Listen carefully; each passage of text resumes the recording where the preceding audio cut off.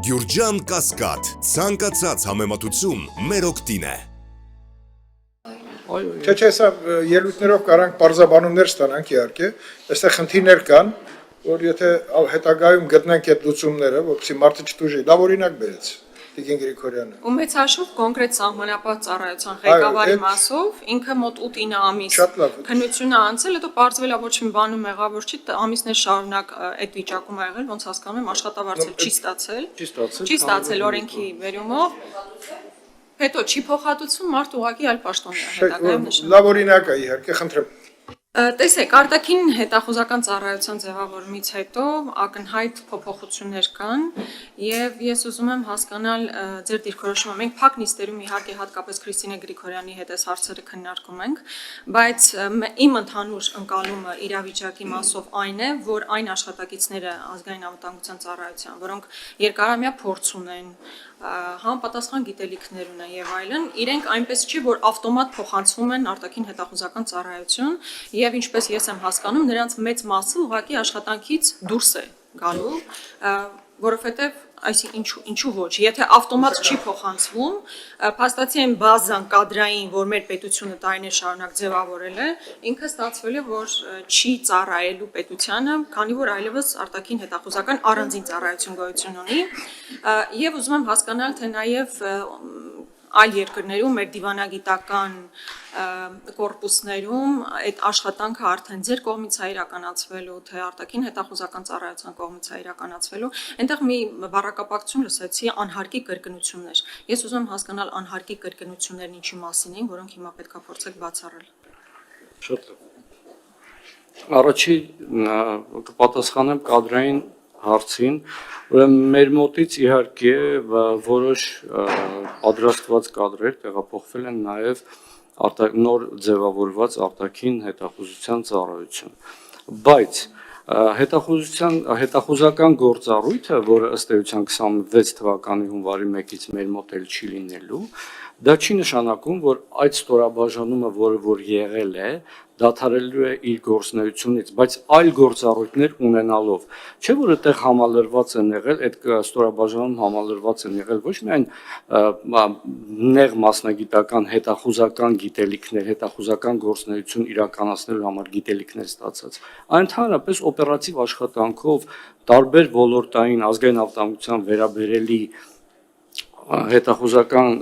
ներողություն, օպերատիվ հետախուզական գործունեությամբ զբաղվող աշխատակիցներ, իրանք իրենց ուրեմն կշարունակեն իրենք աշխատել ազգային անվտանգության ծառայության բազմաթիվ այլ ստորաբաժանումներում։ Այսինքն իրենց ոչ մեկ չի պատրաստվում ազատել եւ իրենք չեն էլ ուզում ազատվել եւ իրանցից ճնշող մեծամասնությունը մեծ ցանկություն ունեն շարունակել ծառայությունը ազգային անվտանգության ծառայությունը։ Երկրորդ հարցը այլ երկրներում այս մենք նախատեսել ենք, որ այս փոփոխություններով ոնց որ եւ արտաքին հետախուզական ծառայությունը եւ ազգային անվտանգության ծառայությունը մի շարք երկրներում ունենալու է պաշտոնական ներկայացուցիչների ինստիտուտ, որոնք որ համագործակցելու են տեղակայման երկրներում իրավապահ եւ հատուկ ծառայությունների հետ պաշտոնապես ներկայացված են լինելու այդտեղ եւ դիվանագիտական ներկայացություններում են բնաբար իրենց գործառույթները իրականացնելու եւ իրականացնելու են հենց այդ արտաքին հակահետախուզական տրամաբանությամբ սերտ համագործակցելով նաեւ արտաքին հետախուզության ծառայության հետ, բայց կատարելով ազգային անվտանգության ծառայությանը վերապահված լիազորությունները։ Եթե կարելի է մեր իրավաբանական վարչության պետը դրա կպատասխանի։ Անհարկի կրկնություններ ձևակերպումը դուք երևի նկատի ունեիք ազգային անվտանգության մարմիններում ծառայողների նկատմամբ կիրառվող սահմանափակումների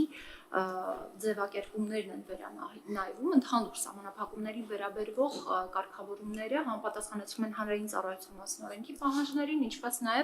ինչպես նաև անհարկի կրկնությունները երկու օրենքներում, ձևակերպումները մի օրենքից ուղղակի հանվում են, մյուս օրենքում ավելի ընդհանրական եւ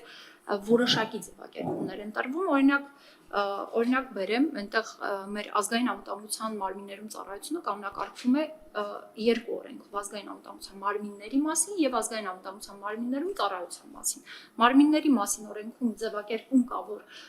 ազգային անվտանգության մարմինների ծառայողներին արգելվում է զբաղվել ձեռնարկատիրական գործունեությամբ կամ օժանդակել նման գործունեությամբ զբաղվող անձանց, իսկ ծառայության մասին օրենքում ավելի ընդհանրացակ է սահմանափակումների թվարկումը, ընդ որում նաև նույն ձևակերպումը առկա է, որ արգելվում է զբաղվել ձեռնարկատիրական գործունեությամբ։ Եթե ավելի մանրամասն Կարծականքեմ։ Երբ ես ասում եմ արտաքին հետախուզական ծառայությունը, ԱԾ-ում գործող կադրային բազան, մենք չպետք է թույլ տանք, որ վերանա, նկատի չունեմ, որ այդ մարդիկ հիմա այլ գործառույթ են իրականացնելու, հասկացանք այլ գործառույթ են իրականացնելու, առանց գործի չեն մնա։ Իմ ասածն է, որ այն մարդիկ, ովքեր կոնկրետ մասնագիտացում ունեն, կոնկրետ գիտեն ինչ են անելու, իրանց գործով շարունակեն զբաղվել, արդեն եթե ինստիտուտը այլ է, այդ ինստիտուտում շարունակեն իրենց գործունեությունը։ Ի վերջո այնտեղ մարդիկ իսկապես շատ անփորձ, մեծ հաշվով անփորձ են լինելու։ Արտաքին հետախուզական նոր ձևավորված ծառայությունը չունի այն կադրային բազան, որ ունի այսօր ազգային անվտանգության ծառայությունը։ Հիմա երբ դուք որպես մխիթարան ասում եք, այդ մարդիկ անգործ չեն մնալու ազգային անվտանգության ծառայության այլ գործառույթներ կիրականացնեն, ես հասկանում եմ դա, բայց իմ ասացի էությունը ուրիշ է, որ մարդիկ մասնագիտացել են կոնկրետ գործունեության մեջ ու լավ կլինի պետությանը ծառայեն կոնկրետ մասնագիտացումով եւ այդ երկու համակարգերի ներդաշնակեցումը պետք է շատ ավելի սինխրոն իրականանա։